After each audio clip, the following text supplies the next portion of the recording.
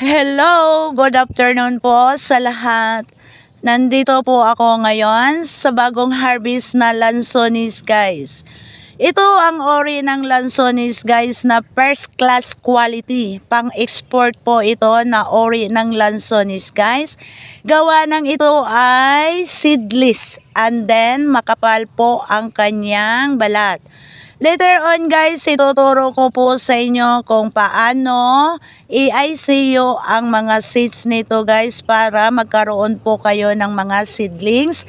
And then ipakikita ko na rin din po sa inyo ang mga seedlings ko nito guys para mapatunayan ninyo na kaya kong magpapatubo ng isang longkon lansonis guys na bibihira ka lang makakakuha ng mga seeds nito guys. Kahit kumain ka pa ng 1 kilo nito guys, bihira ka lang makakakuha ng seeds guys. Naman ang farm ng longkon lansonis dito, nasa 100 puno meron po ito guys.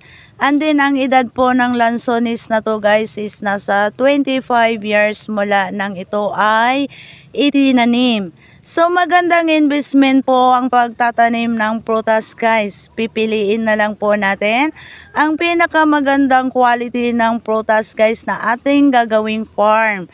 Para po sulit ang ating paghihintay. And then guys, once na mamunga na po ang ating mga itinatanim guys, taon-taon na po tayo magkakaroon ng income po. So, magandang investment po talaga ang pagtatanim ng mga iba't ibang prutas guys. So, later on po guys, antayin nyo po, ipakikita ko sa inyo kung paano ang pagtanim ng longkon lansonis. Ito na yung aking longkon seedlings guys. Ayan na po guys. So, malalaki na po sila ng konti. Ang iba nito guys is sold out na po. So, ito na lang po yung mga natitira. Ayan po. So, mamaya-maya po guys is ipakikita ko po sa inyo ang pamamaraan ko kung paano ko po siya pinatubo guys gamit ng aking sariling pamamaraan. So, hindi po ako guys agriculturist guys. Ako lang po ay gumawa ng aking experiment po guys. So, ipakikita ko po sa inyo guys ang aking pamamaraan. Yan. So, mamaya antay lang po saglit guys. Ito muna. Germinate ng isang longkon lansonis guys. Actually, ang longkon lansonis guys is bihira lang po yung seeds at magkaiba-iba po yung kanyang hugis. Ngayon, unang-una po guys, is tanggalan nyo po yan siya ng balat. And then, ibabad nyo po siya ng aloe vera guys. Dahil ang aloe vera guys is seeds germination hormones po siya. Ito po yung kanyang kailangan guys. So, ibabad nyo po yan ng within 24 hours. And then, next po, ang gagawin natin is, next na gagawin natin guys is ilagay natin ang bawat isa na seeds po guys. Dyan po sa tissue guys. Kung ano po yung nakikita ninyo dyan guys, yan po ang dapat natin gawin. Maya-maya po guys, sprayhan po natin yan ng konting tubig po bago po natin yan siya balutin guys. Ayan po. Ito na guys, binalot ko na isa-isa yung seeds ng lansonis guys sa tissue. So ganyan lang yung pagbalot guys, hindi siya masyadong mahigpit at hindi rin siya masyadong maluwang. Para pag sumibol na po ang seeds guys is hindi po yan masisira. And then kailangan po natin yan sprayhan ng tubig baliktaran guys bago po natin siya ilalagay sa sisidlan.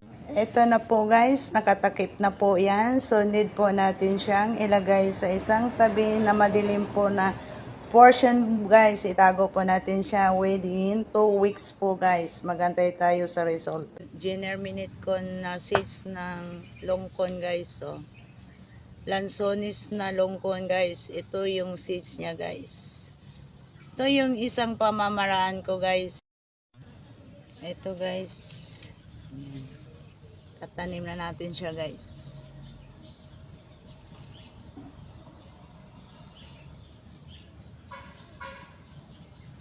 Yan. Ganyan lang yan guys, pagtanim. Tapos, babaw lang natin siya ilagay guys. Dahil hindi na natin kailangan siyang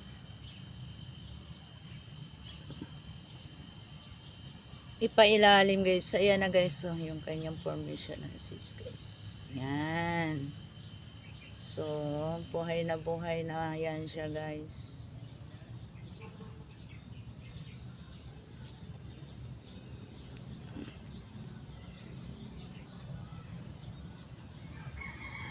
Yan.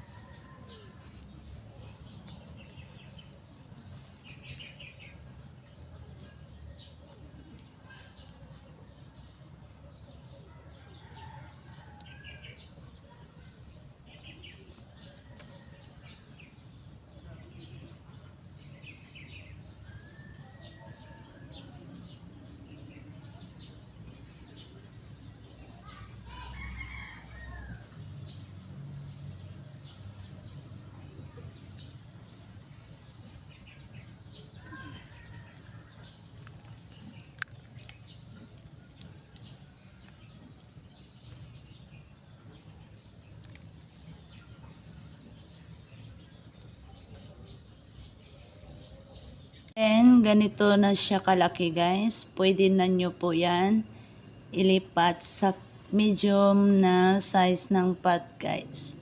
Ayan. Yan na po yan guys. So, yung mga itinanim kong seeds guys.